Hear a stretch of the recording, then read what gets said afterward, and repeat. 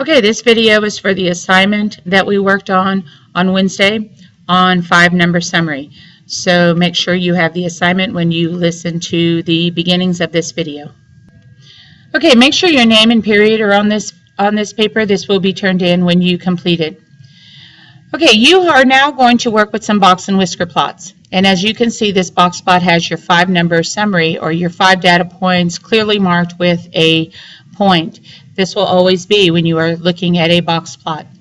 Okay, we are going to fill in our 5-number summary. Remember, the minimum number is always going to be your first data point, and so it is always going to be your smallest number. Pause the video at any time. You need to fill in the blanks. And if I'm looking at this box plot, my smallest number is 5. It is the first data point here. Quartile 1 is also known as the lower quartile, and it is the middle number of the lower half of the data. You do not need the percent of data on these next 3 boxes, so go ahead and take those out. Okay, so now I need the number representative of quartile 1. Quartile 1 is your second data point, and it is 10. Your median is the middle number, so it is the middle data point, and it is also known as quartile 2. It is your middle number of the data, and that number is 25.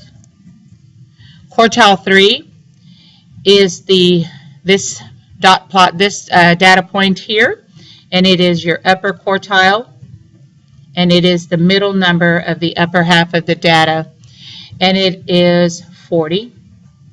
And of course, your maximum number is always going to be your last data point on the whisker, and it is your largest number. Pause the video if you need to fill in the blanks. Again, your maximum number is your largest number, the last data point, and so that number is 45. Remember, it is all about the data points, not about the numbers on the graph. Okay, so now we're looking at the range. Your range is the difference between the minimum number and the maximum number. You want to put on here the equation that we use to solve. It is the maximum minus the minimum to find range.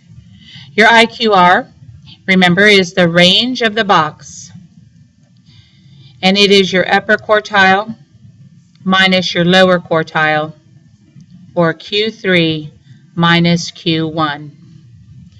Okay, so now you're going to take this information and you are going to apply it up to the next 3 examples. You are just filling in the numbers, and you are finding the range and the IQR. Let's go ahead and do that up here. Let's find the range of the data so you know how this works. It is your maximum number, which is 45, and I'm going to put it over here.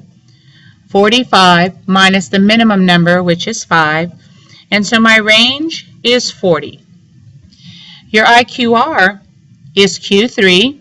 Q3 was 40 minus Q1, which was 10, and so your IQR is 30. Okay, so you should not have any problems completing the rest of this paper once you have finished it. Make sure you turn it into the box. If you have any questions, please see me. Thank you.